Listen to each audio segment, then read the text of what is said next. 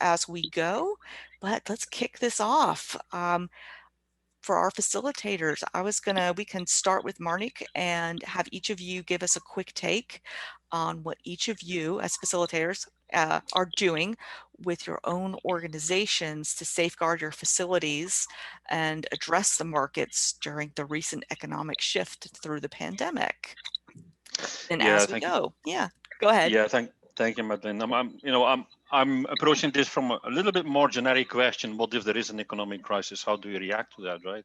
And obviously with the recent COVID crisis as the example by excellence.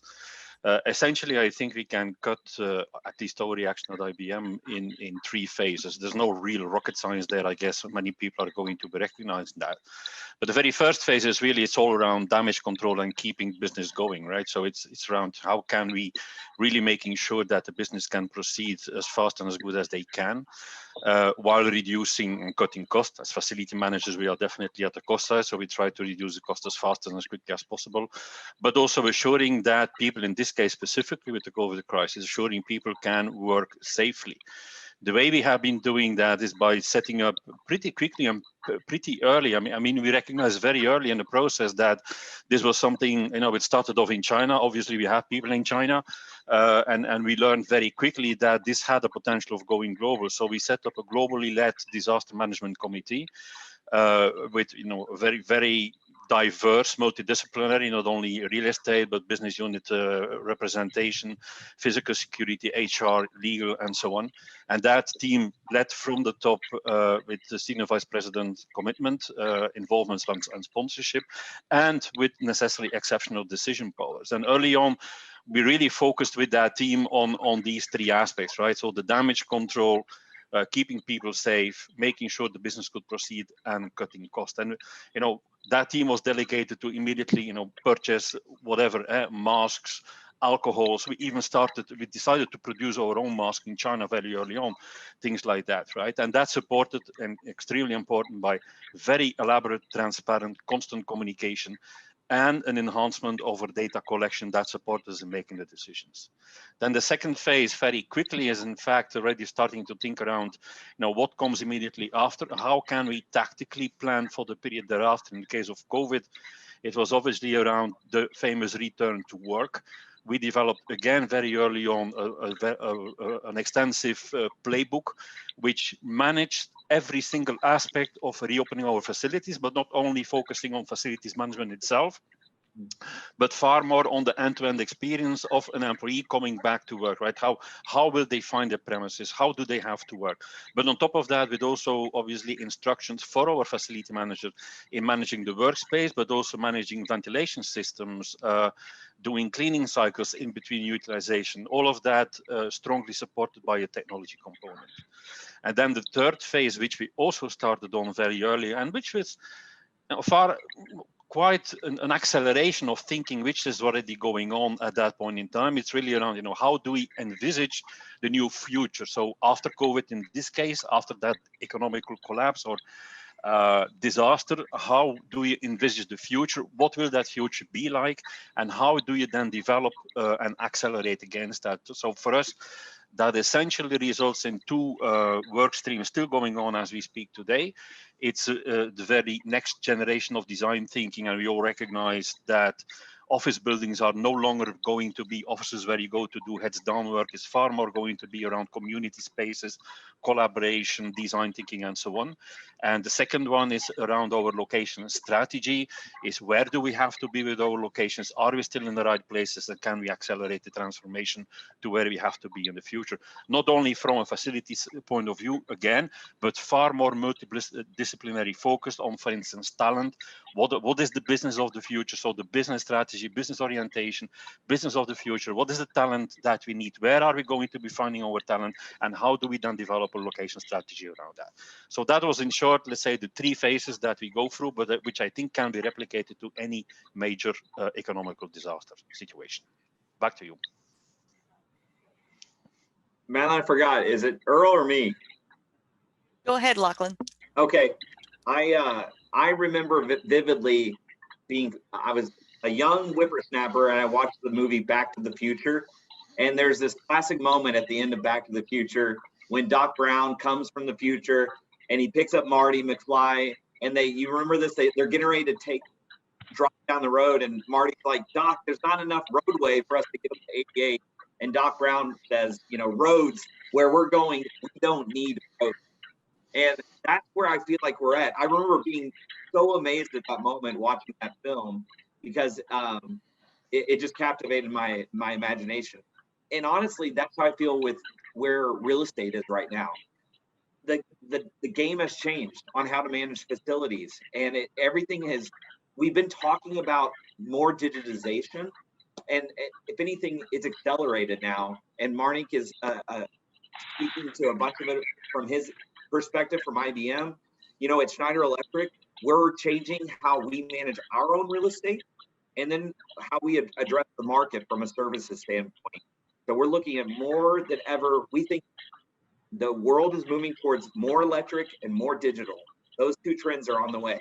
And we think COVID-19 and just all the fallout of COVID has accelerated those trends even more so. So I'll talk a little bit more about some different areas that I see facility managers playing a vital role in those trends. But for now, I'll pass it off to Earl. Earl. Well, guys, I'm awed by just how simple our business has been to compared to some of the things you all just described.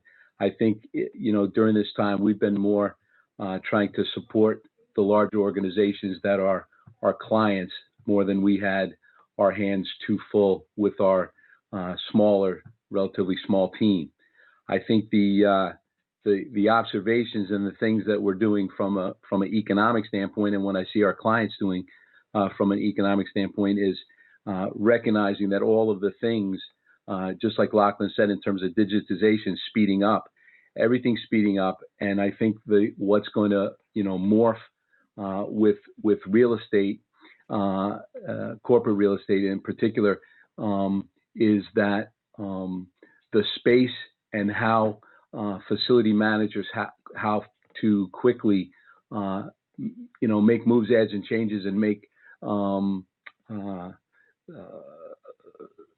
the technology adapt to their needs, as well as the not knowing what the needs will be with regard to air quality, having standards changing and things like that are the things that we're hearing, and being just a manufacturer of a system, we have clients coming to us with ideas on how we can help them facilitate what they are needing to do in their facilities. Does anyone who's joined us want to kind of share what their experience has been during the change? Yeah, just to speak up there, this is totally new for me. I don't know if anyone is new. I've been to a lot of these conferences, and mostly you just listen to us talk. But honestly, this is a new experience where we also want to learn from you all. So Earl and Marnik and myself, we're here to facilitate, but would love your all's insights. Madeline, just remind us all, what is the topic that we're addressing?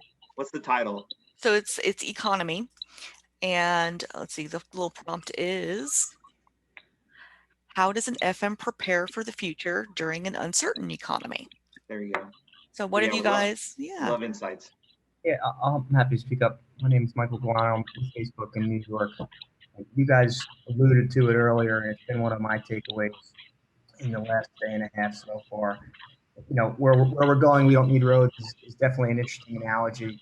It's, we need to adapt big time, and we need to look outside of our own industry too, not FM, but if we're in the tech sector like me versus folks that are in the finance sector, and we need to reach across the aisle and make sure we're engaging folks, because some folks may be innovating more than others, or ahead of the curve in some areas where others aren't.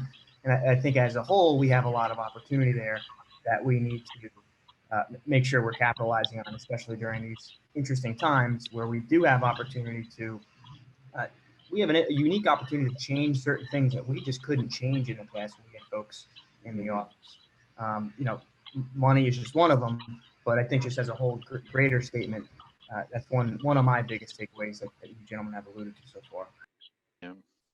And Michael, I perfectly agree to that, right? So I remember conversations when I was still just running parts of Europe, discussions around the design of the workspaces, where I then said, you know, in the future, it's not going to be about a desk facilitated by meeting rooms, but my meeting rooms facilitated with desk.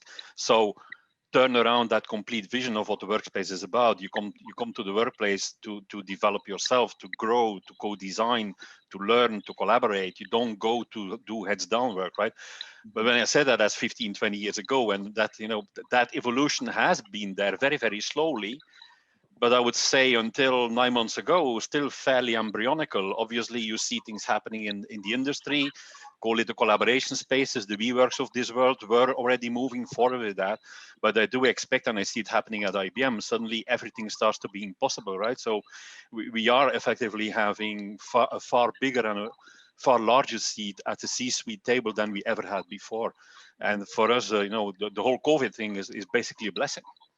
Mm-hmm. I just want to back you up, Marnik, on that as well. And I don't even think it's just necessarily about COVID. Because have you seen that cartoon where it's like 3 waves? The first wave is like a small wave that says COVID. The second wave is a bigger wave that says recession. And then the third wave is climate change. And Michael, I love what you were saying, because you were talking about reaching across the aisle. I think whether it's keeping our employees safe and healthy, or looking at how we need to take care of our planet as a whole, I think it really does mean that we have to let down even our competitive guard to some extent, and reach across the aisles and partner with companies, even in our own sectors, to do what it takes to keep our people healthy and to improve our planet as well. Both of those things, but it does take a intentionality to it that is, I feel like, has accelerated as a result of COVID. Any other thoughts? I don't remember the movie Back to the Future, but I remember 2008 when the world last shook. And even though these two circumstances are so very, very different, I think what we're seeing folks do in terms of taking a fresh look at things, when the economy is just humming along, everybody's just going through the motions. And I think there's a tremendous amount of innovation and speeding up of modularity and changes in space planning and construction methods, and just there's so much change in every single angle and direction that it is an exciting time, even, so we have to lean into that.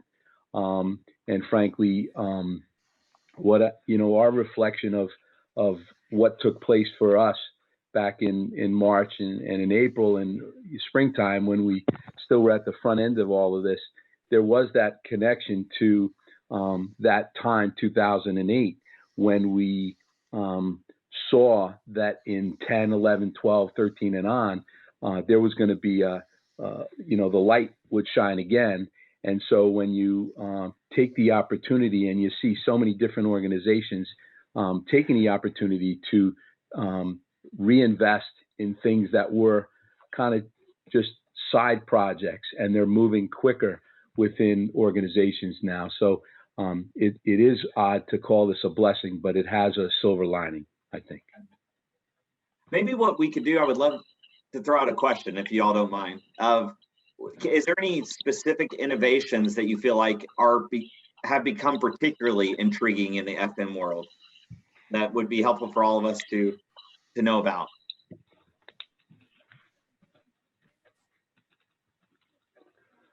I think the use of augmented reality in allowing FMs to give it to all of the subs who are coming in on weekends and having to create magic in the reconfiguration of space. I think that's a way that technology is creeping in and is allowing us to get better results instead of old school construction. I can illustrate with something with it, which again we were working on that since a couple of years already, was the development of a fairly fed with artificial intelligence, utilization measurement tooling and systems, right? And when you talk to senior management, they all see the advantage until you come with a bill. Oh, this development is going to be costing a bit of money. And yeah, that's interesting. Please go on, but not now, right? Yeah. And then suddenly COVID happens, and they need it yesterday. So the acceleration. Just the acceleration of the development of that tool. On top of that, we early this year we started to develop. We did not start. There is a minimum viable product out there, which is a return to work built on a IBM's Trariga platform. When you see, to your point also, when people really come together, you're in a crisis situation and you bring all the talent together. It's incredible how fast-paced these developments are. It's just incredible what has been done over just 3 months was not possible before in 3 years' time. So that's where you see the strength or the value of a crisis, right? People always say, the mankind makes their biggest innovation and developments during crisis situations. In the history, that was typically world wars. The biggest innovations have been developed during world wars, right? But you see it happening to a certain extent now again. I am amazed by the pace and the quality of what's being developed in our arena and expertise, domain of expertise. Mm. Yeah, and it's going to stay. It's not going to go away anymore. Yeah, and I the think technology infusion of in real estate facility management is there to stay, and it will expand. By the way, we are very fast walking away from thinking about facilities management around the bricks and the mortar and the mops and the buckets, right? So the whole logic around employee experience, workplace experience, developing services to the need of the individual and to the need of the moment, that's going to be accelerating so fast. It's accelerating so fast right now, supported and endorsed by technology, and it's not going to go away anymore. That's exactly what I'm thinking as you're talking. The skill sets that we require of ourselves and of our team are changing drastically too, and absolutely, they've been changing so far, but they're being accelerated with this, and it's going to be something we need to get ahead of, because we don't want it to be a major re-engineering. We want it to be something that we're trending along, and it's not something that we need to convince our team to do. Right? We need to find a way to communicate it appropriately so people understand and they buy in. But with this, with this more digital world, this fast-moving world, we need to rely on tools like just technology that folks aren't used to working with. They're used to going in the field and physically seeing things, and we need to be able to handle all these different facilities and even these work from home environments in some capacity. What that is, we don't know yet, but we need to handle them from here, not necessarily from there. Absolutely. Exactly. Well, I can illustrate that again. If 2 years ago someone would have told me you're going to have very soon data analysts in your organization, I said, data analysts, what the hell do I need data analysts for, right? So today we have 6 data analysts in our global real estate organization, and we don't have enough. We need more. Mm-hmm. We're the same way. We're the exact same way, Marnik, with our own facilities. And the ability, look at overnight in March, we had to basically ratchet down our own operational teams at our own factories and operate remotely as much as possible. And there's still room to grow where we could remote monitor several things. There's still so many assets to take advantage of, digitizing those assets at the facility level, and then taking advantage of controlling those assets at the edge from home. That technology exists today, and we need to start taking advantage of it. Absolutely.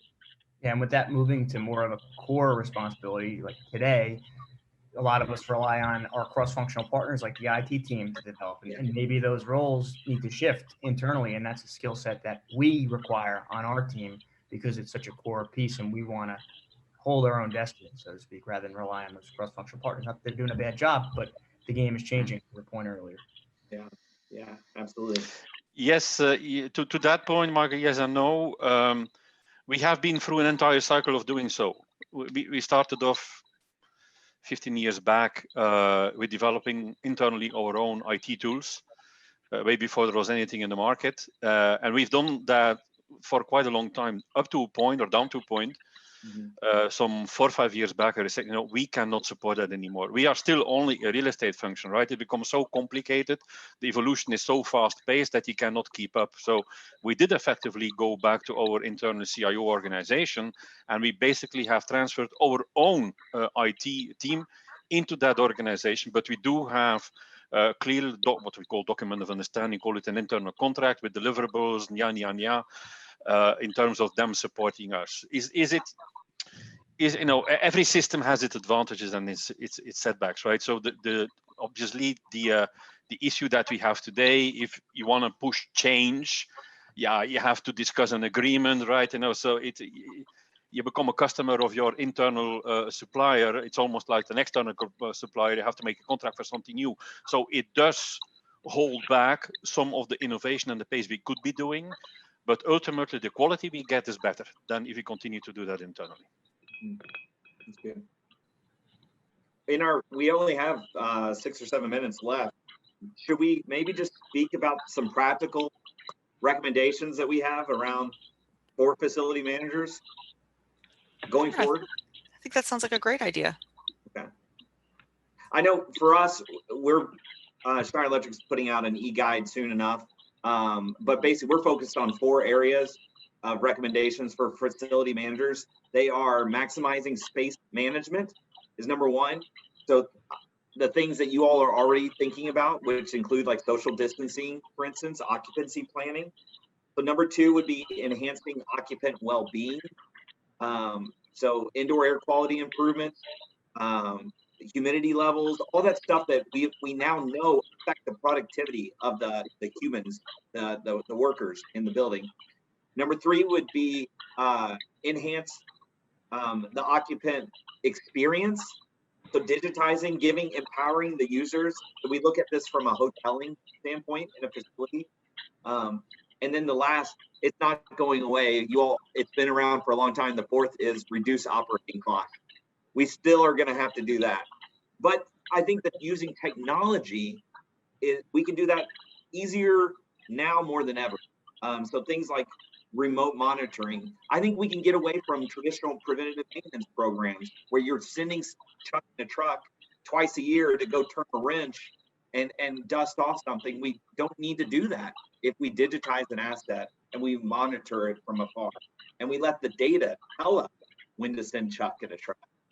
There's all kinds of stuff like that I think we can take it. So that's our 4 recommendations. Does anyone else have some ideas? I think more modular. We all have had modular office furniture and things like that, but every single aspect of construction is moving towards modularity and consistency, and so that when trades folks come in to make moves, adds, and changes, and technology, and to Michael's point, where facilities and IT have been in parallel paths, not always being in the same room at the same time. I think all of these things are part of making facilities run smarter and smoother in the future. Yeah, and the one big opportunity I see as a consequence of everything that happened over the last 9 months is effectively a repositioning of the real estate or the facility management function, is repositioning that towards really that end-to-end workplace experience. The whole crisis for us has really been bringing us different functions who used to be working in silos, breaking down those silos walls and bringing everyone together again in true collaboration. I've never seen that true collaboration ever before since the last 6 months. And it does give to us specifically really an opportunity to drive a program around, how can we create that workplace experience across the boundaries of silos for the best and most efficient return to the employee. We're making big steps forward there. So it's going to be redefining the whole notion of the support function in the future. It's not going to be like in the past anymore.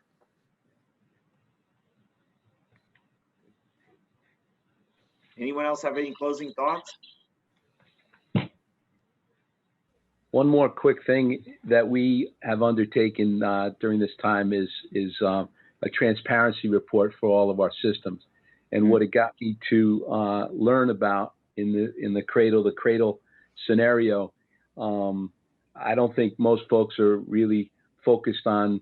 Obviously it's wonderful in the manufacturing of each of our items to try and reduce the carbon footprint, but the real cost to facilities is not the construction. Of course, it's in the running of it for the next 30, 40, 50 years. And the same is true with building products. And my passion is in the modularity of it all and making moves, adds, and changes simpler for people, and reducing the number of times that someone has to pull up with a dumpster 10 years into this because we don't like something's style anymore. So what I'm trying to get some motion behind is what really is going to matter in terms of reducing carbon footprint is reducing what it takes to make those necessary moves, adds, and changes over the next 75 years of a facility's existence, not just what it takes to move in. I think after substantial completion is when the game really begins in a construction project. And so this transparency report, while it gets us a lot of information relative to what it takes to make something and truck it to the project and all that kind of thing, to me, that's small potatoes. And I think the next 15 years, Marnik, it probably won't even take that long, but is to really analyze what each of the things we do in a project are going to have to do with not today, but when the next iteration of that space is requested by management, what does it take to bring that about? And how can we reduce the carbon footprint of whatever that is going to entail? I love it. Earl, go watch Back to the Future. Okay. Well, everyone, they say time flies when you're having fun, and this was a great conversation. I appreciate all of IFMA appreciates that all of you could be here today and share. If you want to continue the conversation, we can probably link up with some of each other on LinkedIn. And otherwise, everyone have a great world workplace. Thank you. Thank you to our facilitators, to everyone. Bye-bye. Bye-bye.